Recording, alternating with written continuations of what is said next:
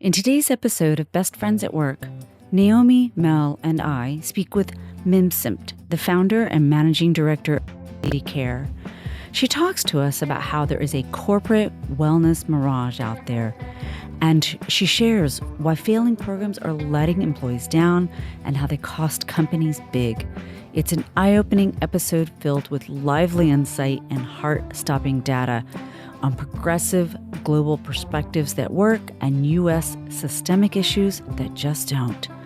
Mem shared a story about a real client conversation that had us stunned. I think you have to be honest with yourself about how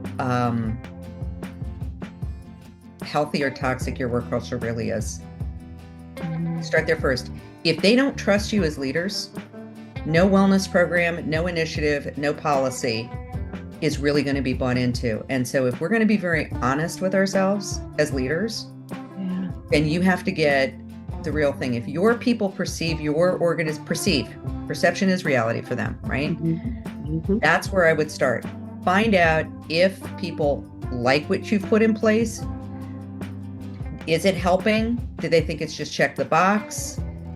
Whatever that is for them, what does well-being mean for them? It's not just how we define it, it's how they define it. So I'll even say this as the last thing. I've said fundamentally, and this is a true story, like I had somebody call me up, this was a number of years ago before COVID.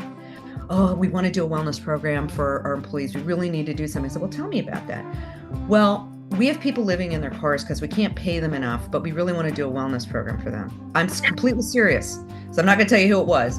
And I said to them, your wellness program is to pay people a livable wage. Yeah, hello. Period. And I think this is the reality we've got to really think about.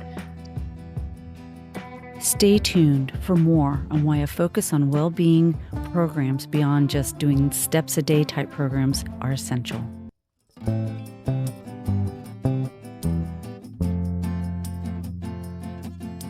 I'm Lauren Mask.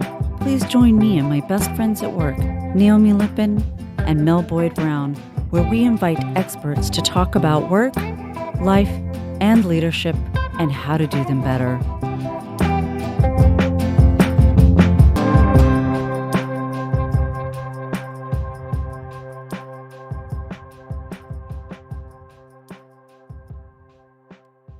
Hey, everybody.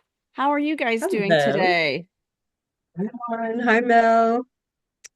Hi, ladies. I'm doing well. How are each of you? Good, good. How is the weather in Toronto? It's getting chilly here. Yeah, it's getting cooler here, although we've had a little bit of a warm spell.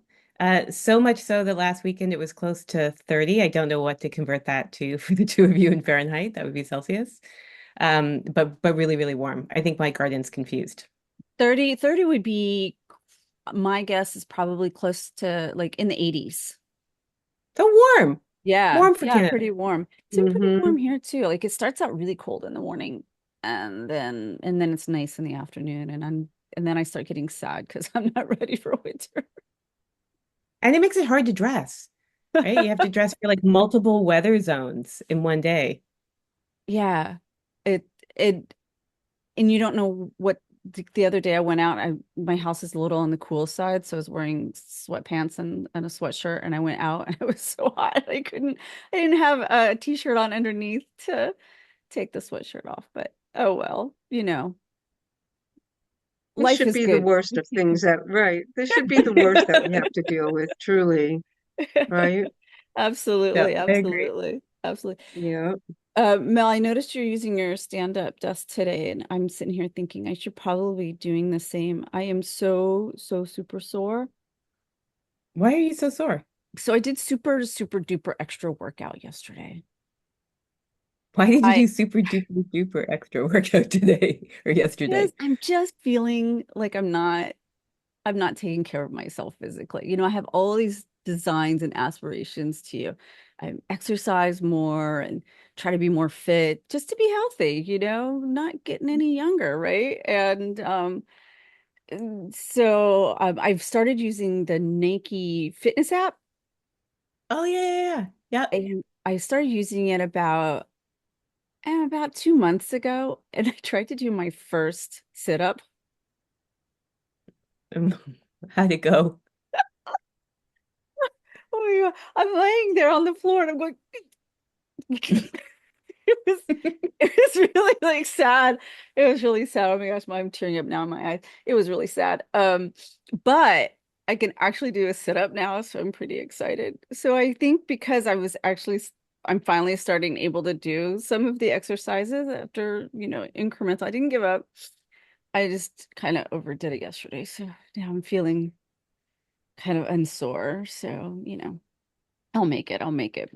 Um, anyway, Feels I'll figure it out. it feels like it feels like that focus ties nicely into today, actually.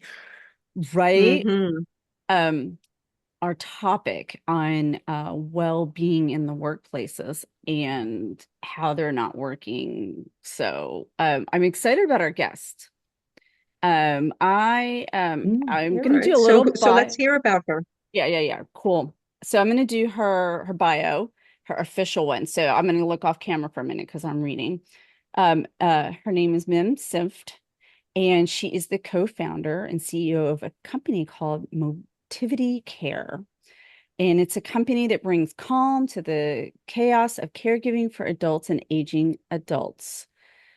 She has about 25 plus years of corporate leadership experience, and specifically in employee benefits design, health and well-being program strategy and implementation. She was the wellness director under the Optum umbrella for the Goldman Sachs wellness program and has worked with more than 75 plus national and international clients, including work on culture change for better resilience, which is great. It's definitely a topic under well-being and wellness. She is the co-founder of Global Women for Wellbeing, an advisory board member for the Women's Business Collaborative, and a chapter co-chair for the Horizon Advisory Group. And she's a regular speaker at conferences, has led workshops on well-being, and intentional inclusion, and of course, aging in the workplace, and various topics on gender equality. So I am excited to welcome Hmm. Mim to our um, recording podcast today. So, Mim, welcome. Hi, Mim. Hello. Pleasure to be Hello. here. We are so excited to have you here today. And I met Mim. Oh, it would be 2 months now that we met at our local Chamber of Commerce breakfast, and Mim was on one of the panelists. And the topic looked kind of interesting, but I was kind of going, I don't know about this. And panels, sometimes they can just be kind of, ugh, right? But the Mm. audience was lit, lit, lit. They loved it. They just were, I don't think they wanted it to end. They had so many questions and they were so interested. And and I think it was just because Mim, one of the things you just really brought a different perspective. So before we get started, I did a little history research. Aren't you proud of me, Mel? I am very proud of you. Doing a little research. So I was curious about the history of wellness in the workplace. And so I looked it up and I found out that there was an Italian physician. And of course, did I write his name down here? No. So my research wasn't that good. But he was doing work on work exposure on workers, and they kind of put a parentheses about occupational work, right? And this was in the 17th century. So he was born in 1633 and died in 1714. I thought that was really, really interesting. But it wasn't until the 1979 that Johnson and Johnson created the prototype for the corporate wellness programs. They had a questionnaire and they did some physical assessments, and it was really kind of interesting. 1979. So it's this whole idea of corporate well-being programs has been around for quite a while, but it seems like it has taken off more in the last 15 years. And of course, certainly since the pandemic. So of course, that leads us into our first question of the day, ma'am, just to get you started. Naomi, you had this great question the I other day when we were do. discussing this topic. Get us I started. do. Yes, thank you, Lauren. So Mim, great to meet you. Really nice to meet someone who is working in this field specifically. It's really important. And I thought before we started and really took a deeper dive in, it might be helpful to get your definition of well-being so that we're all kind of on the same page and know exactly what we're talking about. So what is your definition? Um, Thank you for asking the question. I think it's, we hear the term well-being, and I think it's pretty vague. There was wellness, workplace wellness, which is now morphed into well-being. Mm-hmm. And I think from my perspective, if we think about like what lit us up when we were a kid, right? The things that you got engaged with when you're in your career, the thing that got you engaged with, to me, that is about being connected to your sense of purpose, which is not usually what we talk about in health and well-being, right? We talk about physical health and mental health, but protecting all of those things, from my perspective, well-being is that through good times and bad, you are able to be very deeply connected to your personal sense of Mm-hmm. purpose and your Mm-hmm. professional sense of purpose, whatever Mm-hmm. that may be for you. And so Mm-hmm. some of it is individual, but I think when you are overstressed, overtired, all of these things, this is when we start to drift off and not really feel that sense of connection that can get us through, that builds that resilience that we need. I love that. I love it. That so resonates for me, and I think for all of us that your sense of purpose, and I imagine your core values, which are really connected to your sense of purpose, is really central to your sense of well-being and can serve as an anchor for getting you back kind of reconnected. So that's great. I love it. What about you, Lauren and Mel? Does that resonate for you as well? Yeah, it really does. And I really, first of all, gosh, it's lovely to meet you. And I You too. agree, like what really stood out for me is when you connected the work and the personal, right? Like this idea that they all have to be integrated together. And it feels like that isn't something that we've necessarily thought about when we think about traditionally workplace wellness programs. Like certainly as I think about how I was moving up through my career. I wouldn't have connected the two, and I don't think anyone else around me would have. Yeah. What about you, Lauren? Yeah. Yeah, everything you guys are saying. Nothing, Perfect, nothing perfect. to add, which of course me not add. No, I love it. No, everything that you guys said, I agree with for sure. Um, That makes me think of a question that I have then is like, and it's actually a two-part question, but the first piece is, what do you think that leaders and organizations are getting right with well-being today? Mm. And then you know where I'm going with the second question, but let's start with the first I one. do. So I do. I'm going to preface this because you talked about the history, right, of workplace well-being, which thank you for going back there. I'll give you another little tiny example. If you've ever been to Philadelphia, Wanamaker's was a huge deal when it opened. I think it was in 1907 or 1908. And this guy had a walking path on the top of the building. He Wow. did, yeah, no joke. Like I didn't, yeah, I went down there and heard it. And this was a big deal. Like the president of the United States came to Mhm. the opening of this store. It was a huge deal. And Wanamaker is a perfect example of a leader that understands the connection between a productive workforce. mhm, He had a clinic, like he had healthcare, access to healthcare, and not perfect, but I mean, that's just one example of somebody that got that early on.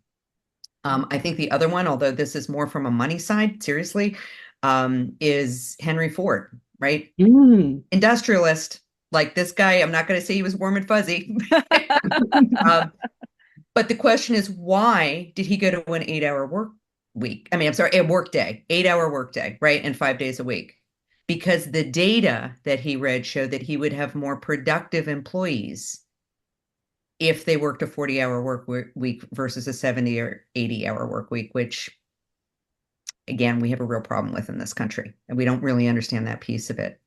So I think what's interesting, and I was on several webinars for one of the big employer benefits organizations, and they did surveys of all their companies that are on their platforms. And so one of these was about well-being, and there is a big shift of leadership in companies saying all this, these platforms, these walking programs, like all of this stuff, hasn't worked.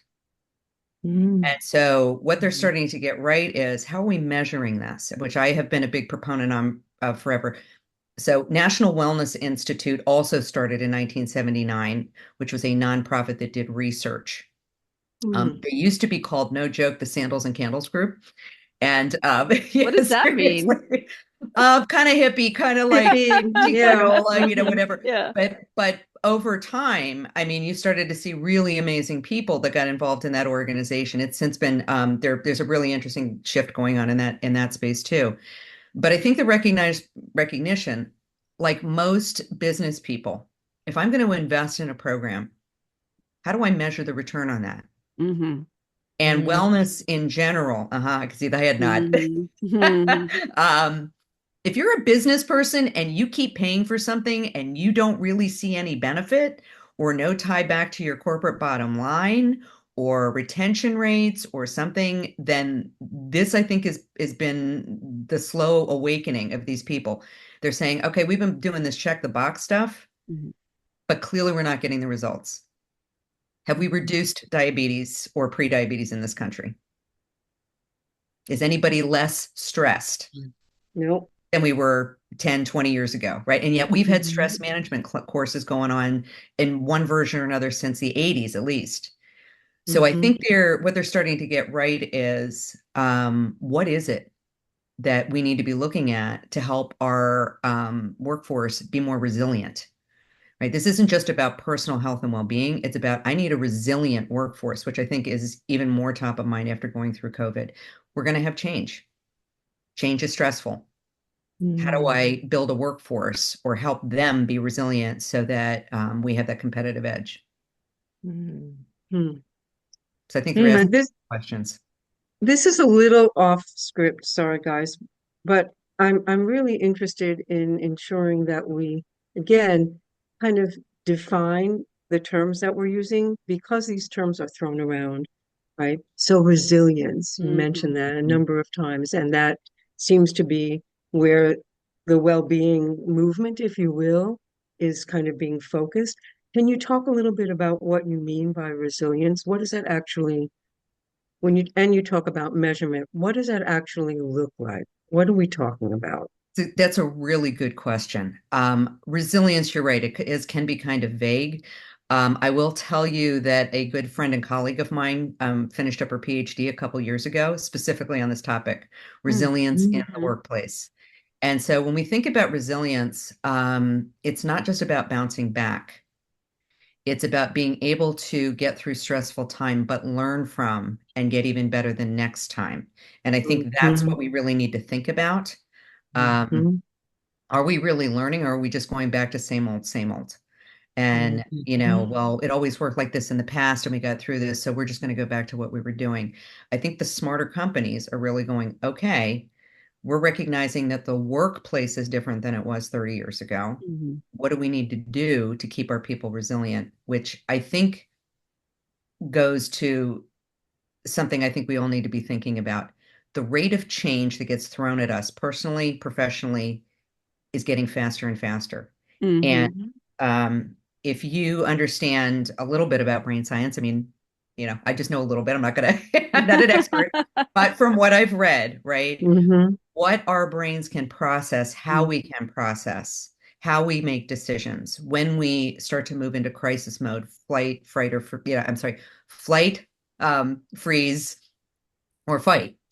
And we are more likely, your employees are more likely to flip into that if we don't build resilience into it or be able to recognize when we start to move into that or to know what to do for ourselves so that, particularly for leaders, particularly through a crisis, what does it mean and what do I need? What are my non-negotiables really Mm-hmm. that are built Yeah. in for me personally, but also built into whatever my workplace well-being pieces, and that's different depending on the industry, the geography, where are they, culturally, what's the makeup of your workforce? Like there's one worksite wellness program that works is one worksite wellness program that works. That's Mm-hmm. Yeah. really what I've seen Mm-hmm. Yeah. over the Mm-hmm. years. I And think that Mm-hmm. it's so, interesting, ma'am. yeah. I'd like to go back to something you said, right at the very beginning about resilience. And, I think that thinking about taking, like stress management and, those programs aren't working, et cetera. And resilience isn't always about bouncing back, but it's working through those tough times. And what I find interesting about listening to that is that when we're in those stress times, one of the things that happens, number one, is that people just want the stressor to go away. And that's not always possible, right? I mean, Naomi and I worked in healthcare, and it was, we're people got a little tired of hearing about, oh, quiet rooms or, Zen rooms or this or that, because they can't even leave Right. the nursing floor to even go enjoy that. So they were not given any tools Right. for in the moment. And the other thing that I think happens with all these stressors, and that what companies aren't realizing, is that it's decreasing people's ability to be creative, to be innovative, and to really, solve, problems in the moment, right? There is very, very clear data. This isn't just opinion. And I am, I think we talked a little bit. I am a data girl. Like, it's fine to say we think, it looks like. I'm all about go to the science. So what's interesting is that I touched on this a little bit, productivity data. Um, you can go back to World War I. That's the first study that I found. And this was actually women, by the way, in the UK, in like munitions factories. And so they were measuring like how productive they were. So this isn't like new. And this whole idea, like, again, I mentioned Henry Ford. Why did he do this? Right? Because he was looking at the data. And so I think, all of these things, particularly, and I think coming out of COVID, all the healthcare data or research that was done around people that were working in the hospitals, the stress, the taking care of multiple patients, and people are dying, literally dying, and you have no time to mourn them. You just have to keep going to the next one. You're in the middle. Look at this hurricane that just happened down south. Yeah. Right? Oh my gosh, my business is going to get wiped out. What do I do about my people? What do I do? So it's kind of interesting because I've actually talked on this. Like, almost everybody has a disaster recovery. I shouldn't say almost everybody. Bigger companies always have a disaster recovery plan, right? May not be the perfect one, but they usually have one, right? My question to them is, this is a great plan. Who's executing on that plan? And what plan do you have in place for them? Yeah. Because they are executing the plan. And so if that person has a loved one with Alzheimer's who's now in danger, if they can't pick up their kids, if they have a medical issue, like that person on the team, you don't know they're diabetic and they're stuck in a location and they can't get insulin. I mean, that's just a practical, piece of it. And so I think it's that systems thinking that needs to be put in place. Plus the recognition that, at least for white collar workers, I think the average employee gets something like 150 to 200 emails a day. No joke. Our brains aren't built to process that. And so the stress level and the burnout of not being able to manage that and really recognize that, I think is really important. We're in information overload. We just are, compared to where we are like 40 years ago. And I mean, that's plenty of data to back that up. It gets so stressful. And even, I mean, for me too, I'm going to tell you flat out, the millions of emails, because I get tons and tons of emails. And some days I'm just like, oh my gosh, really? Like, how am I going to, and not just emails that are important to us, but like how many times you get an email that, like, oh, no, really? Because I did this, now I'm getting spammed. Now I've got, all these other things. So we don't have all the answers yet, but I do think there has to be a recognition that worksite wellness that was studied 40 years ago, our worksite is very different. Our stressors are very different. The rate of change is very different. And so we need actionable things that we can put in place.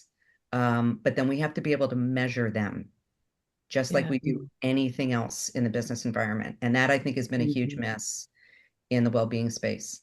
I loved earlier you talked about, I heard an undercurrent of like how we're learning as organizations as well. Like, it's not enough just to have our plan, but and also not enough to measure it, but also just how we learn.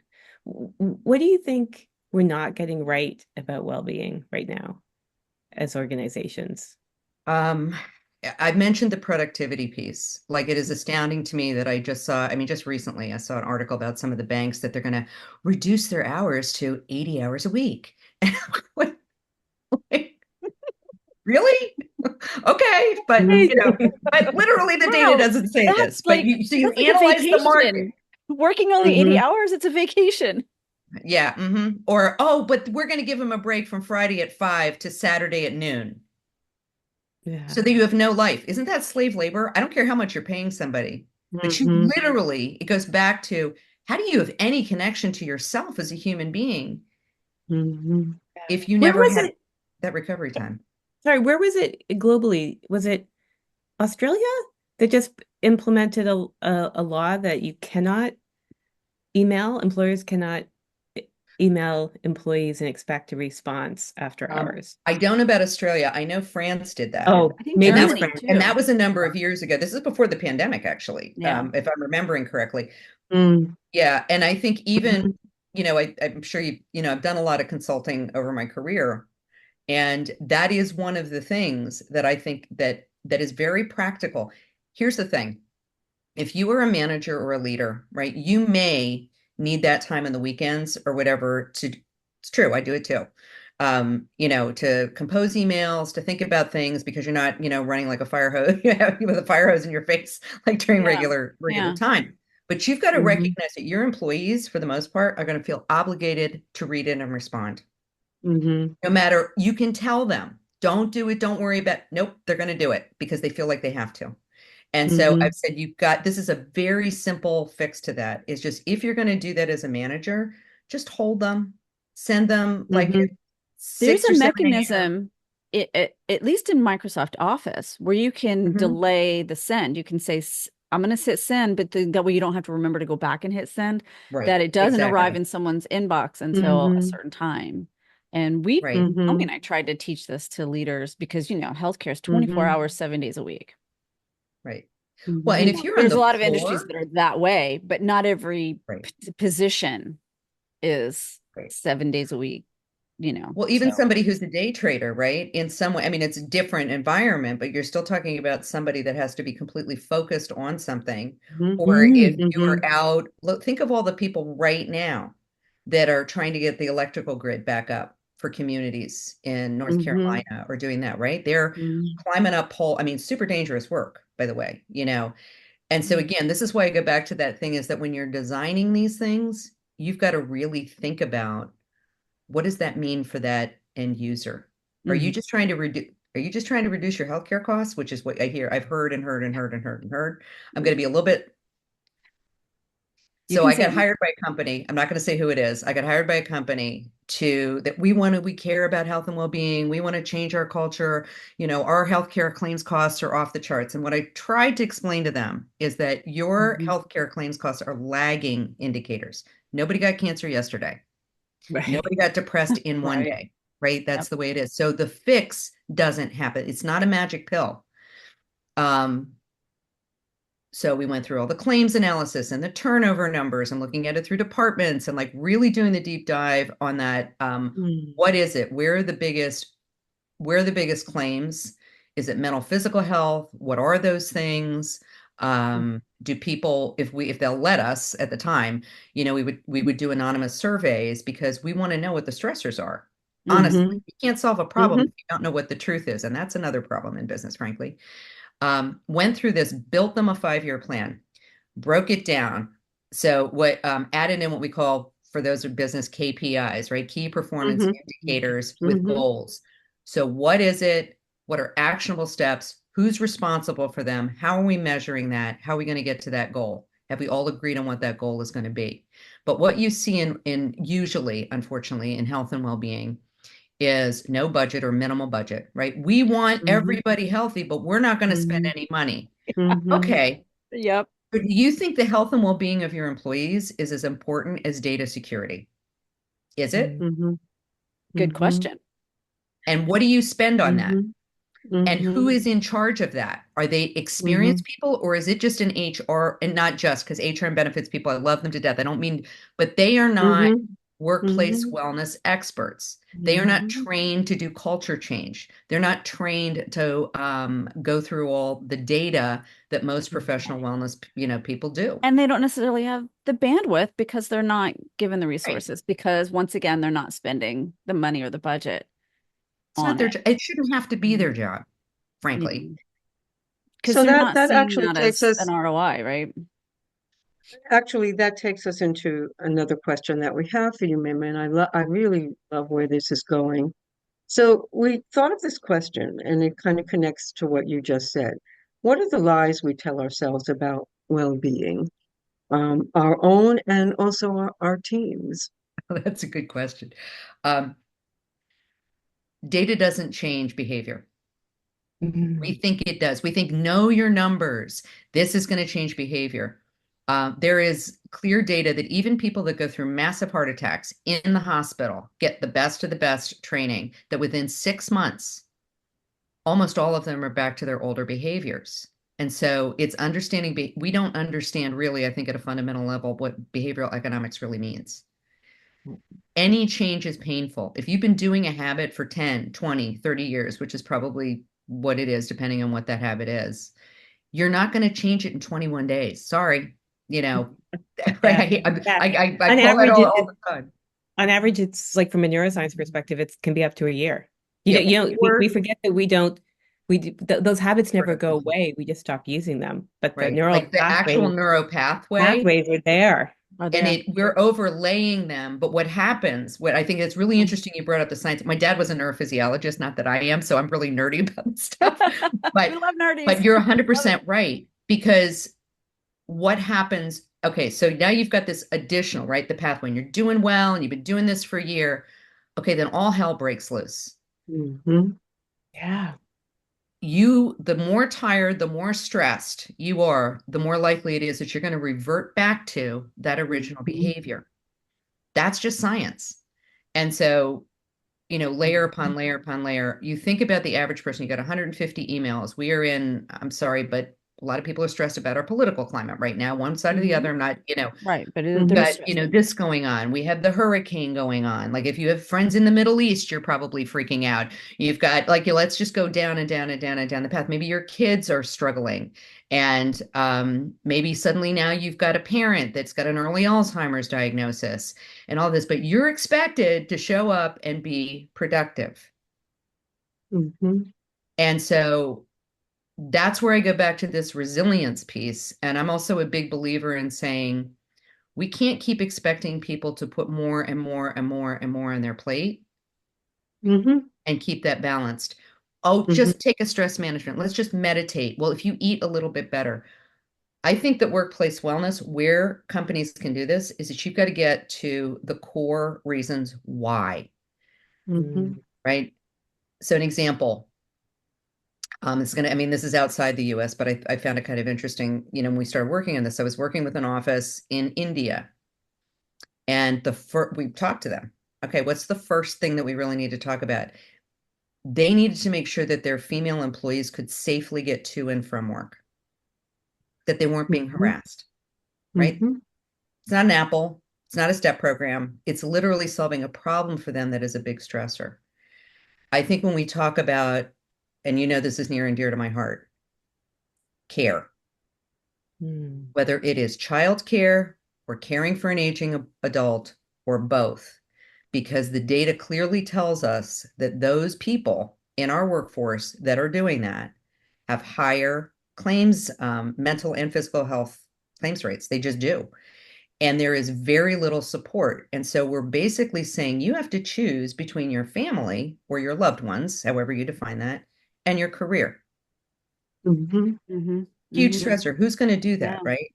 And we Hmm. Yeah. saw a lot of that get exacerbated through the pandemic.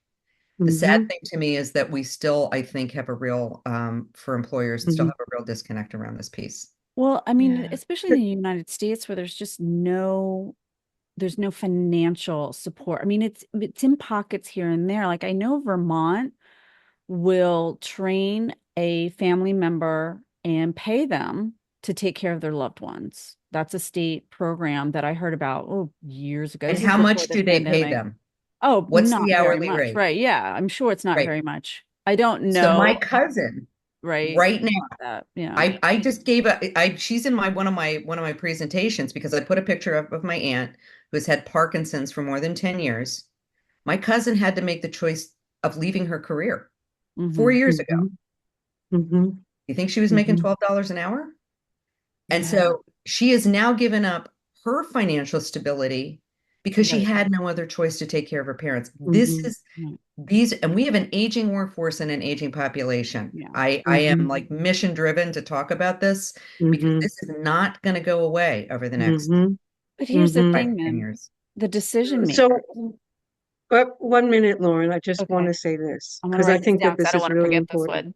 Sorry. Okay, write it down because I think that so what the connection that I'm making and what you're saying, Mim, is that one of the lies that we've been telling ourselves or organizations have been telling themselves and thinking that they're addressing well-being is individualistic.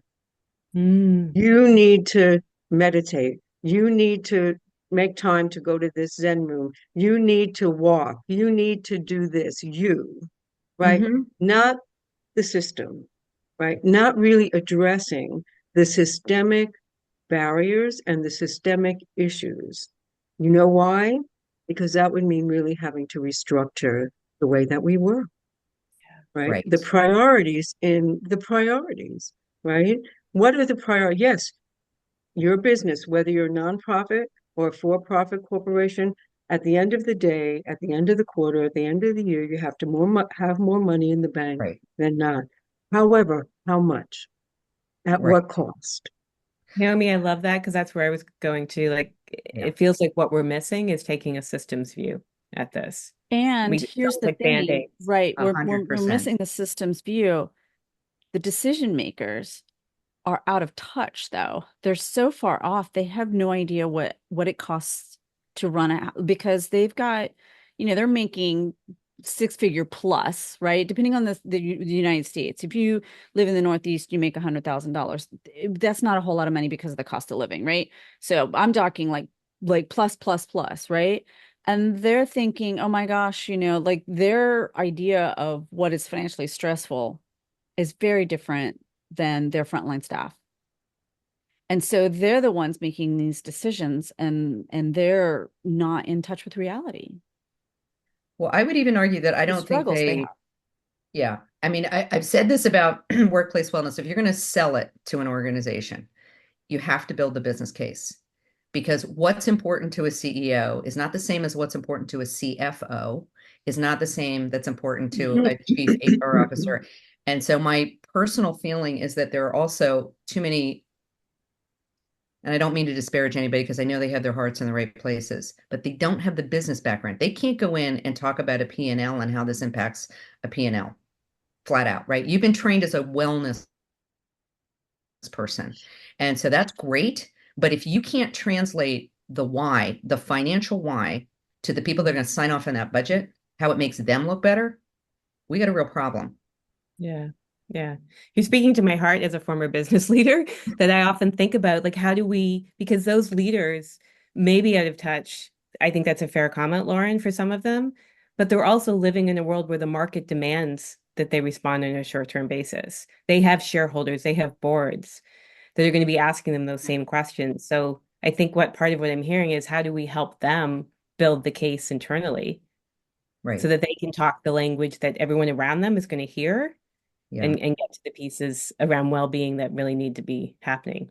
Yeah. And I think realistically, a lot of the people that get tasked in organizations to lead wellness or well-being or however they're defining it are tend to be lower level. You'll see Mm. somebody that's like in the first 10 years of their career. They're not the people that go into the C-suite. And one of the things I've strategically talked to folks, I said, look, you may not be the right person to talk to them. That's okay. I'm a strategist at heart. If the goal is to get this through the door, then go find a leader that can go in there and build the case. Go build that relationship. Give them the firepower because they may have more voice than you so that you get what you need and want, for your program. And that's not so easy. And not everybody's, I mean, everybody's got an ego, right? We all, and I totally, totally understand that. But even, and I'll give you an example. When we were doing some health and well-being work with a company that had a very large Spanish speaking only population, we went out and found what I call the unofficial leaders, the people that Mm-hmm. everybody goes to, right? Mm-hmm. And Mm-hmm.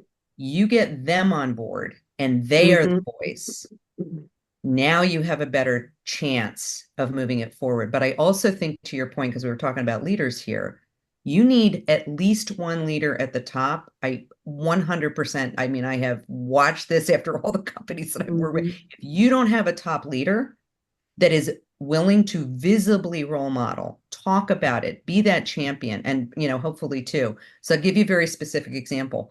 I worked with a company. They were like, we're burning out our people. We don't know why we're burning out our people. Okay. All right, let's go in. Let's dive into this. We had them, and I was working collaboratively with another consultant at the time. And so everybody did strength finders. If you don't know what Gallup Strength Finders is, I am a huge fan because it is validated. It helps you understand, particularly as a manager, how to deal with your team. I'm just going to say it flat out. Um, but what we found in this organization is that there was a huge number of achievers. Achievers don't turn off. They just don't turn Mhm. off. And So that's Mhm. high in we responsibility too. exactly. So we talked about how do we talk about your recovery time, resilience, right? If you are an athlete, you know that you cannot lift weights every day. You don't get stronger if you do that. That's just physiology, right? In the same way, our brains need that. So positioning it that way. But the best thing, honestly, we got the CEO to take a 3-week vacation without taking his phone or his laptop. Now, Mhm. Wow. right, here was the question for the CEO. Do you trust your team? Mhm. Mhm. Because this is Mm. another thing that leaders, right, can't let go. I'm Mhm. the one, I'm there. So can you trust them? Do you think this is a design firm and they had multiple offices across the country? I said, what's a design Mhm. emergency? And do you think your C-suite team can handle it if you're not there? And he said, you Mhm. know what? You're right. I love my people, whatever. So he went into his C-suite. He said, I'm taking this vacation. He said, if there is a design emergency, here is my wife's cell phone number, but I trust you. And then took the vacation, came back, talked about this in a public forum with all his employees. You know, if I can do this, you can do this. We all need to do this. And now he's role modeled it. And then on the Mhm. back end, we found, well, I shouldn't say found, but we kind of shifted money. They were spending a lot of money on what they, again, it was well intentioned. Go out, have drinks together. Yay. You know, we're bonding as a team, except they were drinking a little too much. And now there's a liability issue because you've got younger people, particularly younger women, seriously, because they're trying to keep up, go out into the parking lot if Mhm. they get into an accident, if they get mugged, whatever it is. Right now, you've Mhm. got liability. So it was a really good case for me to go to the CFO and say, well, first, how much are you spending on this? And then talk to the CEO about the liability piece. And then we transitioned it into we're not going to take away this, but we're going to pay for one drink. And now we're going to take this money and use it for something that's meaningful for them, which in this particular organization's estimation, and we worked through all of this, everybody got 2 extra days of PTO. That's Wow. right. And That's we set it fantastic. up with the managers that if the managers didn't make sure their team members were taking it, they would be dinged. So it can't See, just be let's go do it. You've got to build, you got to understand the call. This is what I mean by working backwards in wellness. yes. So have you ever heard of that as a wellness program? Mhm. Right. And Oh. that's why we have to get more creative about figuring out what's Yeah. the right fit that meets I that pain point. I love that. I love that. And again, just to go off script for a moment, what do you, I really I think that's brilliant. Um, and of course, all of us are Gallup Strengths coaches, just so that you know. So we're Big fan. right there with you, Mim, right there, right there. Connected, excuse me, connectedness is my number one. So when you started off talking about connection, I was like, yes. Anyway, so um, I'm curious about what your thoughts are about this return to the office and well-being. I'm going to take a big sigh because man, I'm so frustrated. I we have to recognize who that is impacting and why, really why you're doing it. So there again, it's never one size fits all. Xylo, which I think everybody knows, right? I mean, it was very interesting because they were very skeptical about people working from home. And what they found, it, you know, through COVID which they publicly came out. This was in, I think it was in the Wall Street Journal, New York Times. I'm not sure. Yeah, it's been a while, so I don't remember exactly. But what they said is like, oh my gosh, they're just as productive. This didn't impact our productivity at all. Mhm. And so I thought that was very interesting. And many companies saw that. Now, again, it depends on your workforce and really what your work culture is, right? Are people self-motivated? Are they self-disciplined, to do those things? You also have to look at the introvert versus the extrovert piece of this. Mm-hmm. So some people are totally fine. I mean, for people that were true introverts, working from home and being able to do this, the quiet, the whatever, I mean, was super, super good for them. But the reverse for people that are Mhm. super, right. But Mhm. it's a spectrum. Nobody's like on this side or this side. This is the other thing we got to recognize. Most of us probably fall somewhere in the middle of that spectrum. Mm. Plus, here's the other thing. Again, I always go back to this. We have 5 generations in the workforce now, five, first time in American history where that has happened. And I go back to aging workforce, aging population. We know that 25 to 30% of every workforce right now is caring for an adult or aging adult. So, what does that mean for them? And what if they're doing that and kids? Going back to the office, having an hour commute on top of that for somebody that has children, that has a parent with Alzheimer's, that may have somebody in the hospital, um, this is where it starts to pull them apart. And, I go back to, are we really a society where we're asking people to choose between their careers and their families and their loved ones? Mm-hmm. Or can we look at this and make it reasonable? I hear that, the people without kids, well, it's not fair that they get this time off. Well, if you go through a cancer treatment, God forbid, but if you do, right, you will get the same kind of treatment. And so FMLA is a good step forward, where you can take off time Mhm. and that you can save your Mhm. job. But that's still for people who don't make a lot of money. If you're not getting paid for that time, Mhm. you can't take it off anyway. So now you're back to Mhm. square one. No. Or FMLA is designed in a way where you can only take a half day or a full day. And I've Mhm. encouraged companies, I said, look, if somebody just needs that extra hour because the aide to take care of mom is late, why don't you let them do that? We live in a tech age. You can't track an hour? Come on. Or they want to be with their loved one for chemotherapy treatment, or be at that doctor's appointment. Because here's the reality: a lot of the care stuff that most of your employees have to deal with is going to happen during what we would consider regular working hours. When do Yes. you call a lawyer? When do you call Medicare? When do you call the doctor's offices? And I think, Mim, I think you're giving a lot of good examples. And I think that for me, there exists a bit of a gap. There's this what we know and what we do, especially as Right. what I call the frontline manager. Many of them, like all the things that you're mentioning, I was a leader and I had a lot of empowerment. I didn't have a spotlight on me for sure. And we also had a work environment that allowed a lot of flexibility. I wasn't a clock watcher. You know, Mhm. the only time I wanted people to say I'm running late was just so I didn't worry that they were wrapped around a tree in a car.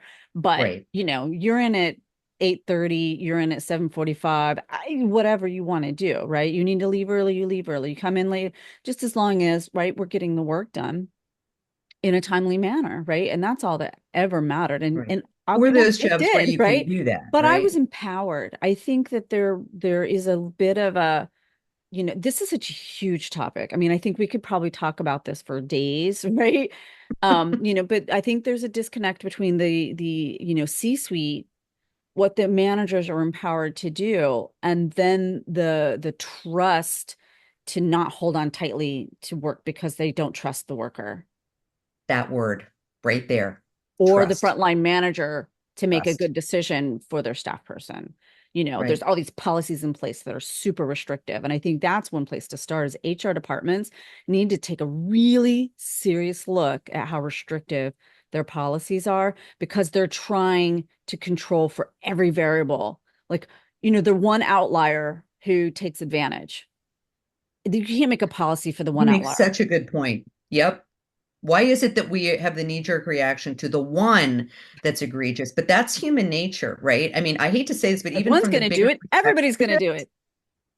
right? And look at the big giant like picture in my mind, right? About what we get through. What do we put eyeballs on? What catches our attention? The thing that is different. That's real science, right? Why are ads set up the way they are? I've fallen and I can't get up, right? We don't have the nice calm voice about, hey, we can protect. Nope, they know.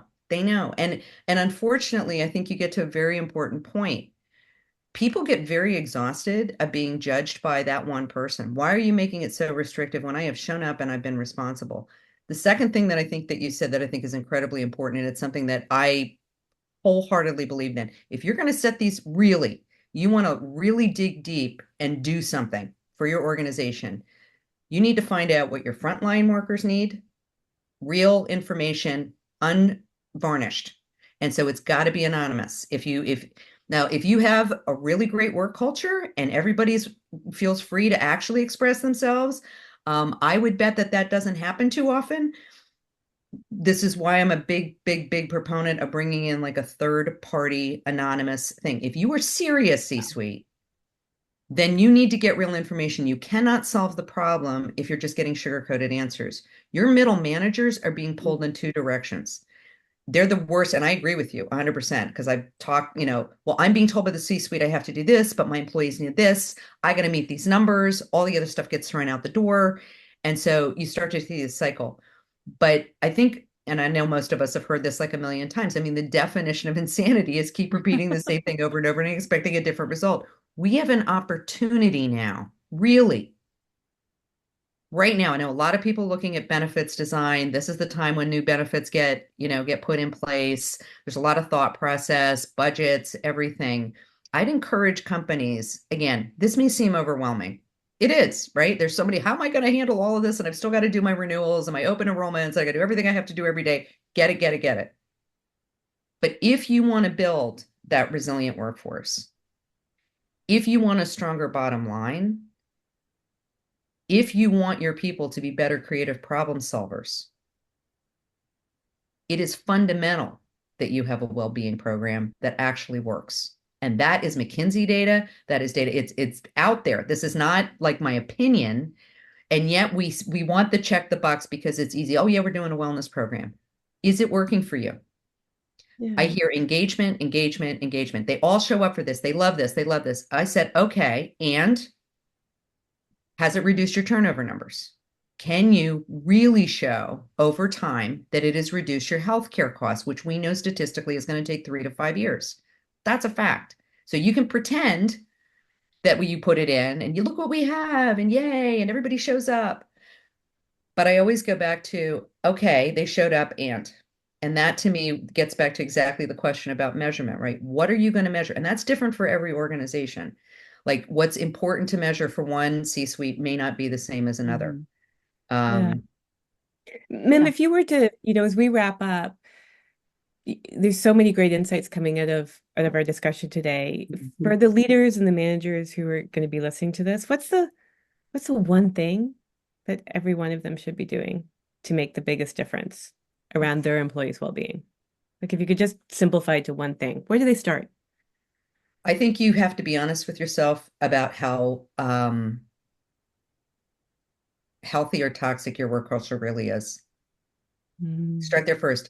If they don't trust you as leaders, no wellness program, no initiative, no policy is really going to be bought into. And so if we're going to be very honest with ourselves as leaders, then you have to get the real thing. If your people perceive your perception is reality for them, right?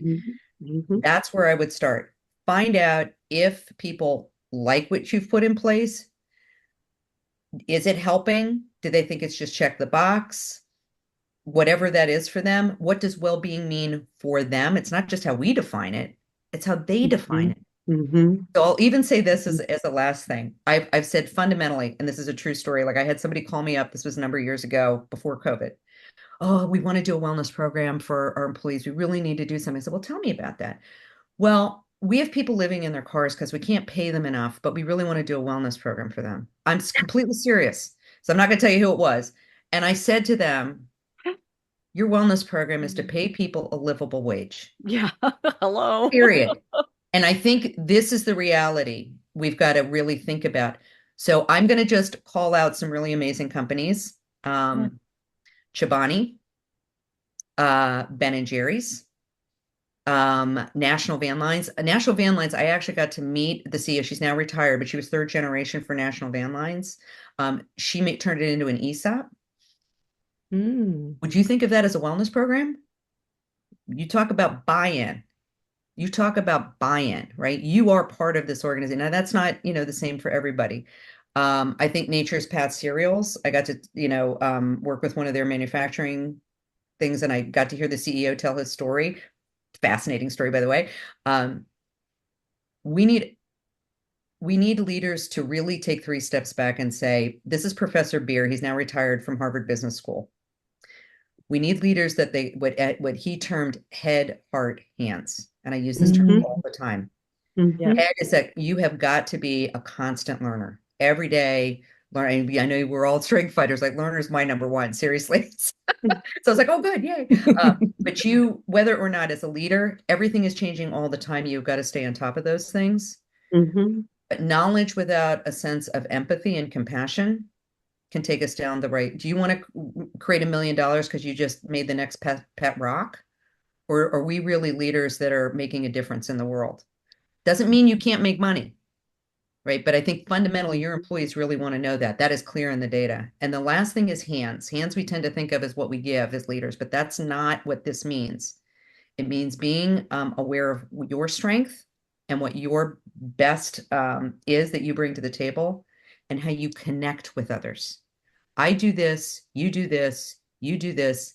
Now we are stronger together. So he calls that competitive collaboration. And I love that term. I think it's really something. And as you know, I'm a founder of Global Women for Wellbeing. And I think it is something that we have definitely seen in the data. And so I'd ask them to do that. The other thing I am going to say, and I am very disappointed in this pushback around what I call intentional inclusion. The data shows that inclusive teams at all levels creates more resilience and better creative problem solving. But we are throwing this stuff out the door again. And I would really ask that they look at the data, please, because you are only shooting yourself in the foot, frankly. Yeah. So I'm sorry. Go ahead, Lauren. No, go. So I know we're at the end of our hour, but what you just said, we need to have you come back so we can have a whole hour to talk about belonging and inclusivity and purpose and vision. Right. And because all of that is so important, and it's all connected anyway. So, we need to have you come back, Mim. It's been fascinating. I would love to. And if you guys ever want to dive into, more from the care and gender equity side, that is a deep passion of mine. Women succeeding of all backgrounds. I want to be pretty clear. I mean, I'm going to call this out. We're all white women on this call, right? Yeah.